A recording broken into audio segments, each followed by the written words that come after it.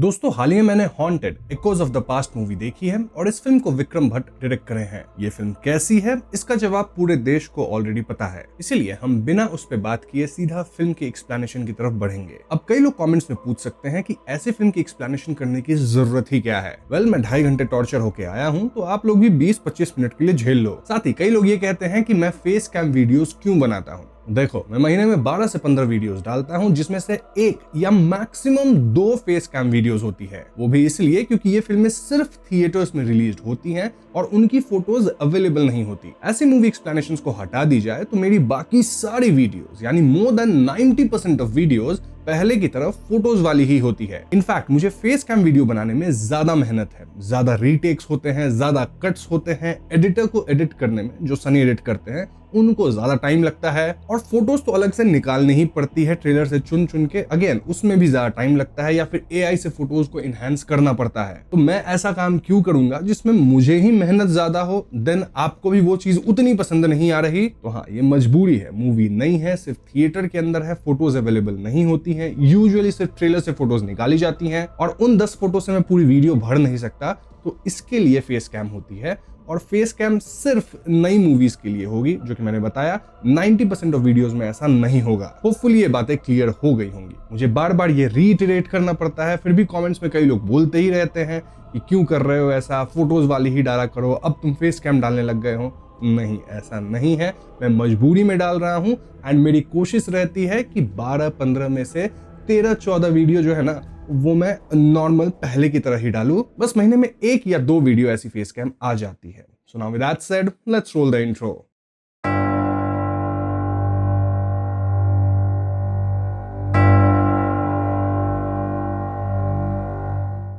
तो फिल्म की शुरुआत में हमें एक महल का सीन दिखाया जाता है जहां पुलिस वाले आते हैं। महल के केयरटेकर्स पुलिस वालों को अंदर लेके जाते हैं जहां एक सरकटी लाश थी। पुलिस की बातों से हम समझ पाते हैं कि इस महल में ऐसी घटनाएं होती रहती हैं। यहाँ से सीन देव नामक एक व्यक्ति पे शिफ्ट होती है, जो कि अपने कजन टीटू के साथ कार में राजस्थान के आसपास वाले एरिया में ट्रैवल कर रहा होता है। देव को किसी ऐसी जगह पे जाना था जहां वो पूरी दुनिया से कट ऑफ हो सके। क्यों? क्योंकि दोस्तों देव की गर्लफ्रेंड उस पे चीट कर दी थी, जिससे देव का हार्ट ब्रेक हो चुका था। दरअसल देव एक बहुत फेमस डायरेक्टर था और उसकी एक नई फिल्म लैला मजनू रिलीज होने वाली थी। फिल्म की हीरोइन सोनाली ही देव की गर्लफ्रेंड थी, लेकिन सोनाली का चक्कर फिल्म के हीरो के साथ चल रहा था। सोनाली देव का बस इस्तेमाल कर रही थी ताकि जब इनकी फिल्म बड़ी हिट हो जाए तो सोनाली और फिल्म का जो हीरो है वो दोनों मशहूर हो जाएंगे, जिसके बाद वो देव को छोड़ देगी क्योंकि अब उसे देव की जरूरत नहीं होगी। तो हाँ, देव को यही बात पता लग गया था, जिस कारण वो फिल्म रिलीज से पहले सब कुछ छोड़ के भाग गया था और उसके गायब होने की खबर न्यूज तक में आ गई थी। वैसे मैं आपको बता दूं कि देव को अजीब नाइटमेयर्स भी आते रहते हैं। खैर, देव डिसाइड करता है कि वो मानिकताल नामक जगह के पैलेस में स्टे करेगा,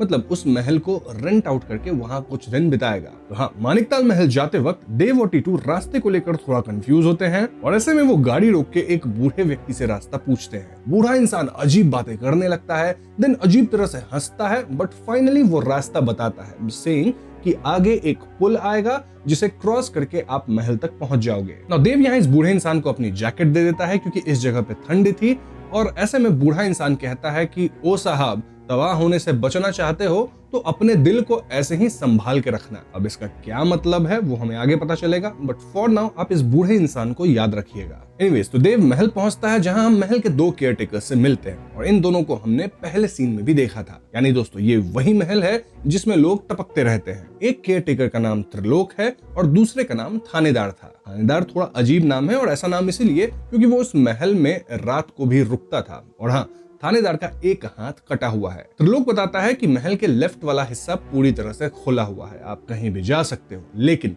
राइट विंग का जो एरिया है ना, वो पूरा हिस्सा ही बंद पड़ा है। इनफैक्ट ये आज से नहीं बल्कि 100+ ईयर से वो हिस्सा बंद ही है और उसे खोलने का अधिकार किसी के पास नहीं है, वरना आर्कियोलॉजिकल टीम वाले लोग आ जाएंगे। तभी यहाँ एक यामिनी नामक लेडी आती है जो कि एंशिएंट हिस्ट्री की प्रोफेसर थी और वो इस महल पे आती जाती रहती हैं ताकि वो यहाँ की हिस्ट्री समझ सके। यामिनी बताती है कि इस महल का लेफ्ट हिस्सा यानी वो हिस्सा जो कि ओपन है, उस साइड एक्चुअली में महाराजा के रूम्स थे, और पैलेस का जो राइट विंग वाला हिस्सा है जो कि हमेशा से बंद रहा है, वो रानी के रूम्स हुआ करते थे। खैर, तो बातचीत के बाद टीटू और देव यहाँ सेटल होते हैं और तभी पैलेस में एक अजीब सी आवाज आती है, साथ ही यहाँ की लाइट्स वगैरह फ्लिकर होके बंद हो जाती है। टीटू नोटिस करता है कि अब तक उसके फोन में नेटवर्क आ रहा था, लेकिन अचानक से नेटवर्क भी गया। देव इसके बारे में थानेदार से पूछता है और वो कहता है कि इस आवाज का मतलब है कि महल जाग उठा है। इनफैक्ट देव को देर रात आवाजें भी आती है एंड देव को एक भीष्मा करके आवाज सुनाई देती है, एज इफ कोई उसे ही भीष्मा बोल के पुकार रहा हो। देव छानबीन करते हुए महल के राइट साइड जाता है जहां के बंद दरवाजे खुले हुए थे। जी हाँ दोस्तों, देव खुले दरवाजे से अंदर जाता है जहां एकदम से उसके सामने एक भूत आ जाता है। इससे देव डर के गिरता है, लेकिन तभी एक लड़की देव के सामने आती है जो कि देव को अपने साथ भगा के बिस्तर के नीचे छुपा देती है। लड़की कहने लगती है कि यहाँ एक ईविल भूत है, एक शैतान है जो कि देख नहीं सकता, लेकिन उसके सुनने की ताकत बहुत तेज है, तो इन्हें आवाज नहीं करनी है। हाँ, बिजली की जब आवाज होगी ना तो उसके बीच दोनों बात कर सकते हैं। और इसी बीच लड़की देव से पूछती है कि अभी कौन सा साल चल रहा है। देव वाज लाइक कि अभी 2026 है। ये सुनकर लड़की थोड़ी इमोशनल हो जाती है, सेइंग कि मेरी ग्रह दशाओं में ऐसा लिखा था कि इसी टाइम में मेरी मदद करने कोई तो जरूर आएगा और आप आ गए। लड़की की बात से ऐसा लगता है जैसे वो बहुत पुराने टाइम की है, और तभी ये भूत लड़की को खींच के ले जाता है और देव महल के राइट विंग से बाहर निकलता है। तो अगली सुबह तक महल का राइट विंग वाला एरिया अपने आप बंद हो चुका था और यहाँ देव सबको बताता है कि पिछली रात उसके साथ क्या सब हुआ। मतलब लिटरली वो राइट विंग का दरवाजा खुला देखा और अंदर भी गया, लेकिन त्रिलोक और टीटू इस बात को मानने के लिए तैयार ही नहीं थे। यहाँ थानेदार थोड़ा सा हिचकिचा रहा था, विच मीन्स कि त्रिलोक और थानेदार कुछ तो छिपा रहे हैं। पूछने पे थानेदार चिल्लाने लगता है कि इस महल में कुछ गड़बड़ है, अगर देव को अपनी जान प्यारी है तो वो यहाँ से निकल ले। लेकिन देव वाज लाइक कि सुंदर लड़की दिखी है तो मैं उसे बचा के ही रहूंगा। देव महल के बाहर जाता है, देन एक पत्थर उठा के राइट साइड वाली एरिया की खिड़की तोड़ने बढ़ता है ताकि वो वहीं से राइट विंग में एंट्री ले सके। मतलब डोर को तोड़ना मुश्किल है ना, खिड़की तोड़ना आसान है। लेकिन तभी यामिनी यहाँ आके उसे रोकती है। अब यामिनी खुद पत्थर से खिड़की तोड़ के दिखाती है एंड हम देखते हैं कि खिड़की टूटने के बाद अपने आप ही जुड़ जाता है। इस पॉइंट पे यामिनी इस महल के बारे में कुछ बातें बताती है, मतलब जितना कुछ उसे पता था वो बताती है। यामिनी बताती है कि उसके हाथ एक डायरी लगी थी जो कि अंग्रेजों के जमाने के आर्किटेक्ट मनोहर नाथ सिन्हा की थी, और डायरी में इस महल को लेकर कुछ बातें लिखी गई थी। तो डायरी में ये लिखा था कि साल 1900 में मानिकताल महल को मानिकताल शहर से जो जोड़ने वाला पुल है उसे बना दिया गया था। अंग्रेजी हुकूमत इस महल को वायसराय की समर पैलेस बनाना चाहती थी और मनोहर ही आर्किटेक्ट था। मनोहर मजदूरों की मदद से महल के राइट साइड का दरवाजा तुड़वा दिया था और उसके साथ एक भंडारकर नामक आदमी भी आया था जो टूटे हुए दरवाजे से अंदर गया। पहले तो उसे कुछ नहीं हुआ, लेकिन एकदम से वो एज करने लगा, देन कंकाल बन गया और अंततः राख में तब्दील हो गया। फिर दरवाजा अपने आप रिपेयर होके वापस बंद हो गया। यामिनी ये भी बताती है कि कुछ समय पहले वो खुद देर रात महल की तरफ बढ़ रही थी, लेकिन महल तक पहुंचने की दूरी बढ़ती जा रही थी। देन साइन बोर्ड पे लिखा होता है ना 4 किलोमीटर बचा है, वो पहले 4 किलोमीटर था, फिर 8 किलोमीटर हो गया और अंततः साइन बोर्ड चेंज होके पुराने जमाने का आ गया था जिस पे लिखा था कि आगे पुल का काम चल रहा है तो आप अपने घोड़े गाड़ी को धीरे लेके जाए। आई मीन ऐसे साइन बोर्ड्स तो 100+ ईयर्स पहले बनते थे ना, जब घोड़े गाड़ी हुआ करते थे। पॉइंट इसकी अगर दिन के टाइम देव महल की राइट साइड में जबरदस्ती एंट्री लेगा तो वो भी एज होके राख बन जाएगा, क्योंकि यहाँ टाइम बेंडिंग हो रही है मित्रों। इसी वक्त देव कहता है कि उसे एक किताब को देख के फील हो रहा है कि उस किताब के अंदर एक पोएम है, और वाकई किताब के अंदर से कुछ पन्ने गिरते हैं जिसमें पोएम्स थे। ये पोएम वही लड़की लिखी थी मित्रों जिससे पिछली रात देव महल के राइट साइड में मिला था।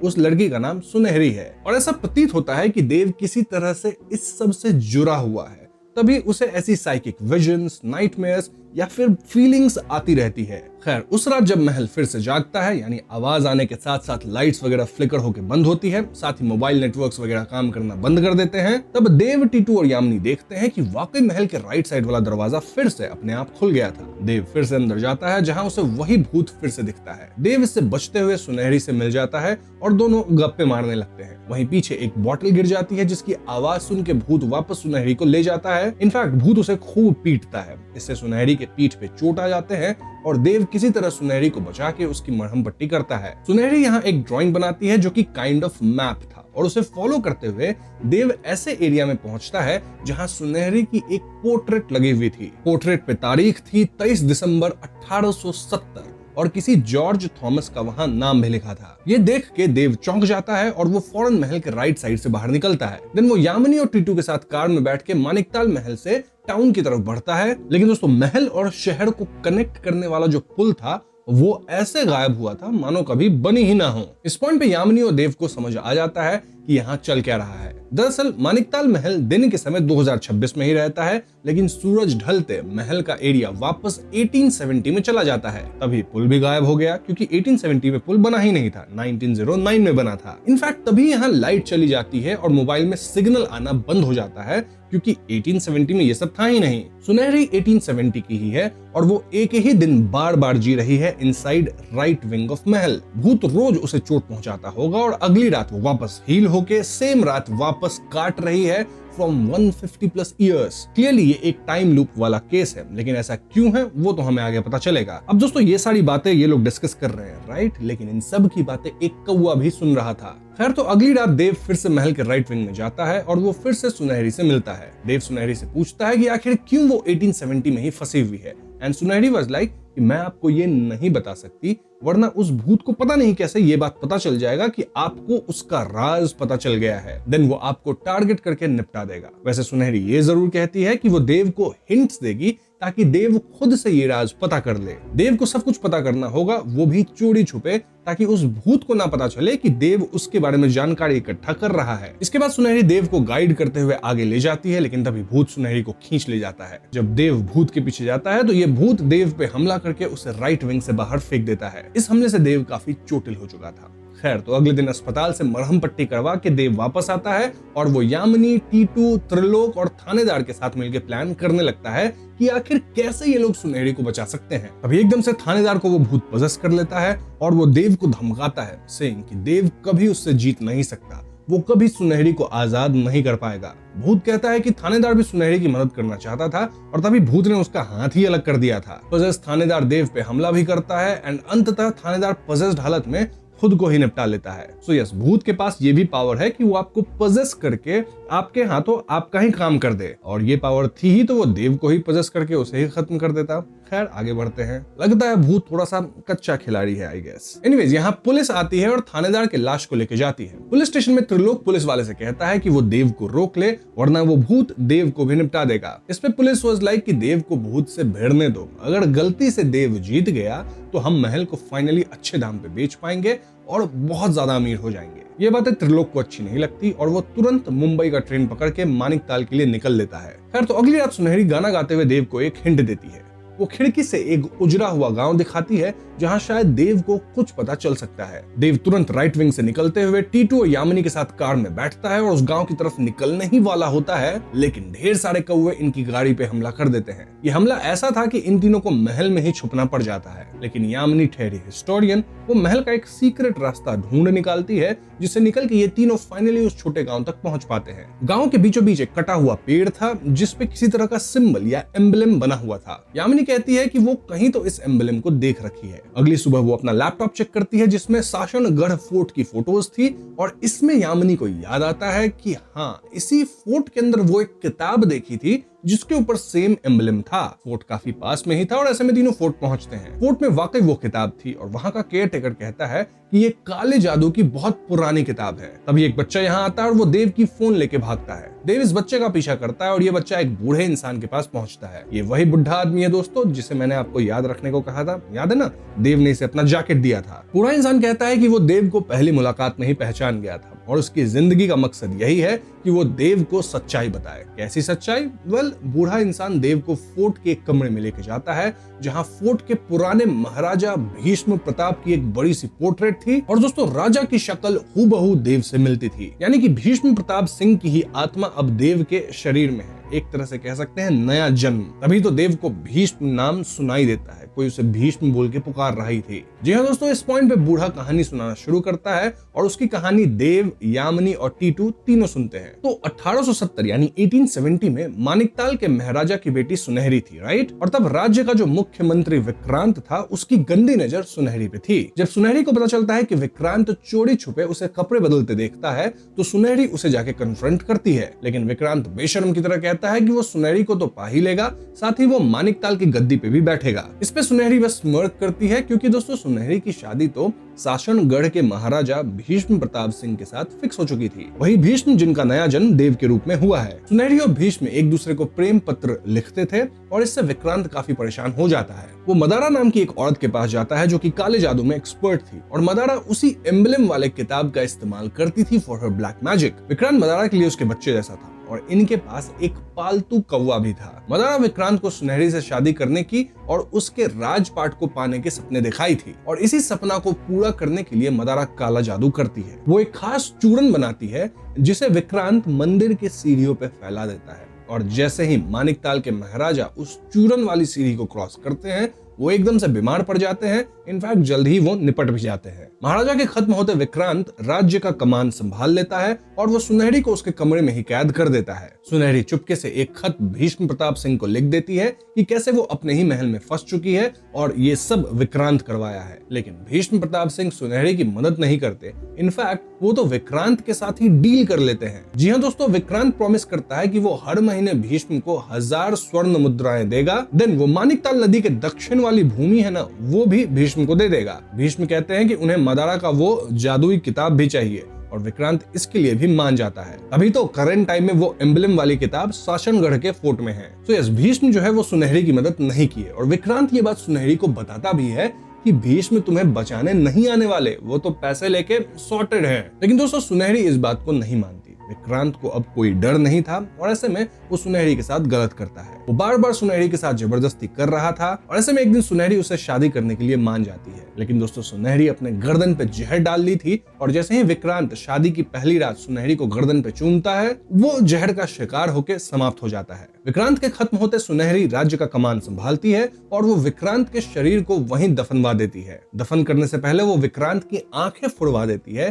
क्योंकि इन्हीं आंखों से विक्रांत सुनहरी पे गंदी नजर डाला था। विक्रांत के खत्म होते मदारा विलाप करती है। देन वो काला जादू करके विक्रांत की आत्मा को दूसरे शरीर में डालने की सोचती है, लेकिन मदारा के पास वक्त नहीं था क्योंकि सुनहरी सेना के साथ मदारा को भी निपटाने आ रही थी। ऐसे में मदारा विक्रांत के खत्म हुए शरीर को ही जागृत करने का रिचुअल करती है क्योंकि आत्मा तो नहीं मरती ना। साथ ही मदारा कंडीशन डालती है कि जब तक विक्रांत की पहचान या उसकी असली कहानी किसी को पता नहीं चलेगी तब तक कोई इंसान विक्रांत को खत्म कर ही नहीं पाएगा। इनकेस कोई इंसान विक्रांत की असलियत पता करने लग जाए तो इनका जो कौवा है ना, हाँ, वो रहेगा हमेशा के लिए और वो पता लगा लेगा कि कौन विक्रांत की कहानी जानने की कोशिश कर रहा है। देन ये कौवा विक्रांत को उस बारे में बता देगा ताकि विक्रांत का भूत उसे निपटा सके। तभी दोस्तों हमें महल में वो कौवा बार बार दिखता था। एनीवेज, तो इस पॉइंट पे सुनहरी अपने लोगों के साथ यहाँ आती है और वो मदारा को निपटा देती है। लेकिन दोस्तों कुछ ही समय बाद विक्रांत लिटरली जमीन फाड़ के निकलता है और वही भूत बन चुका है जिसे हम फिल्म में अब तक देखते आए हैं। विक्रांत इस महल को एक टाइम लूप में फंसा देता है जहां महल के राइट विंग में सुनहरी वही एक दिन रोज जीती रहेगी। अगर सुनहरी राइट विंग से बाहर निकलने की कोशिश करती तो विक्रांत उसे चोट पहुंचाता था